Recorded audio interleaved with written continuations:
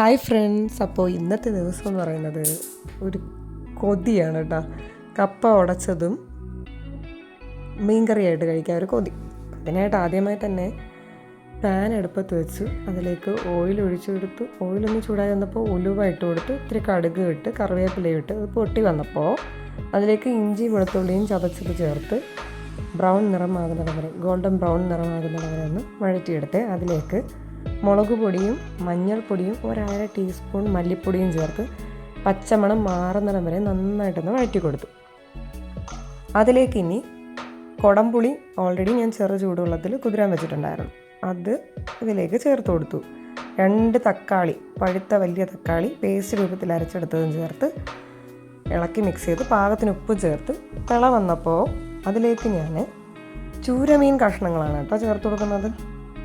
ചേർത്ത് നന്നായിട്ടൊന്ന് ഇളക്കി യോജിപ്പിച്ചിട്ട് പാകത്തിനുള്ള വെള്ളവും കൂടി ഈ സമയം ചേർത്ത് കൊടുത്തായിരുന്നേ. ചൂരമീൻ വേവാനായിട്ടുള്ള ഇട്ട് മൂടി വെച്ച് തിളപ്പിച്ചെടുത്തേട്ടോ. ഇനി ഇതിലേക്ക് തിളച്ച് വന്നിട്ടുണ്ട്. ഇനി ഇതിലേക്ക് ഞാൻ ചേർത്ത് കൊടുത്തത് കട്ടി തേങ്ങാപ്പാലാണ് കേട്ടോ. നല്ല കട്ടിക്ക് തേങ്ങാപ്പാലെടുത്ത് ഇതിലേക്ക് ഒഴിച്ചു കൊടുത്തു. അത് തിളച്ച് വന്നപ്പോൾ അതിലേക്ക് ഞാൻ ഒരു തക്കാളി സ്ലൈസായിട്ട് അരിഞ്ഞതും ചേർത്ത് പച്ച കറിവേപ്പില ഇട്ട് ഒന്നുകൂടി ഒന്ന് മൂടി വെച്ച് തിളപ്പിച്ചെടുത്തപ്പോൾ നല്ല കിടുക്കാച്ചി മീൻകറി റെഡിയാണ് കേട്ടോ. ഈ മോഡലിലൊന്ന് മീൻകറി തയ്യാറാക്കി വെക്കണേ, എളുപ്പത്തിലുണ്ടാക്കാം ഇത്. എന്നാൽ നല്ല ടേസ്റ്റ് വേണം കേട്ടോ. എരിയും പുളിയും ഒക്കെ അടിപൊളിയായിട്ട് നിൽപ്പുണ്ട്. ഇനി അതേ ഒരു കപ്പ എടുത്തു കൊത്തി അരിഞ്ഞ് കഴുകി ഡ്രെയിൻ ചെയ്ത് മാറ്റി വെച്ചിട്ടുണ്ട്. ഒരു പാത്രത്തിലേക്ക് കപ്പ വേവാനായിട്ടുള്ള വെള്ളവും മഞ്ഞൾപ്പൊടിയും ഉപ്പും ചേർത്ത് ചൂടായി വന്നപ്പോഴേക്കും ഞാൻ അതിലേക്ക് കപ്പ കഷ്ണങ്ങൾ ചേർത്ത് തിളപ്പിച്ചു. വെന്ത് വന്നപ്പോൾ അത് ഡ്രെയിൻ ചെയ്ത് എടുത്തിട്ടുണ്ടേ.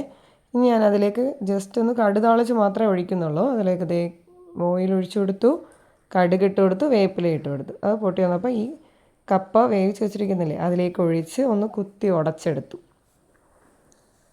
പെട്ടെന്നുള്ളൊരു റെസിപ്പിയാണ് കേട്ടോ അത്. കുത്തി ഉടച്ചെടുത്തു. ഇനി ഇത് കപ്പ നമുക്ക് വേറെ രീതിയിൽ നമുക്ക് ഉടച്ചെടുക്കാം, തേങ്ങയൊക്കെ ചേർത്തും.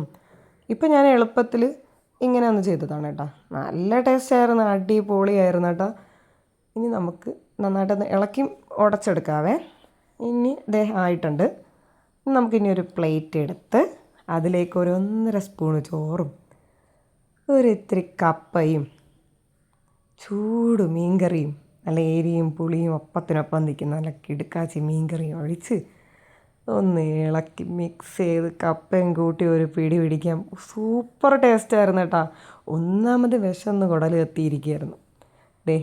ഒരു രക്ഷയില്ല, അടിപൊളി. എല്ലാവരും ഇതൊന്ന് ട്രൈ ചെയ്ത് നോക്കണേ ഈ മോഡൽ. അപ്പോൾ പെട്ടെന്നൊരു കപ്പയും മീൻകറി ഉണ്ടാക്കണമെന്ന് തോന്നുകയാണെങ്കിൽ സാധനങ്ങളൊക്കെ ഉണ്ടെങ്കിൽ ഇതുപോലെ ഒന്ന് ട്രൈ ചെയ്യണം കേട്ടോ. അപ്പോൾ എൻ്റെ ചാനൽ ഇതുവരെ സബ്സ്ക്രൈബ് ചെയ്യാത്തവരുണ്ടെങ്കിൽ സബ്സ്ക്രൈബ് ചെയ്ത് ലൈക്ക് ചെയ്ത് ഷെയർ ചെയ്ത് സപ്പോർട്ട് ചെയ്യണം കേട്ടോ. അപ്പോൾ നമുക്ക് അടുത്ത വീഡിയോസായിട്ട് വീണ്ടും കാണാം. Okay, by.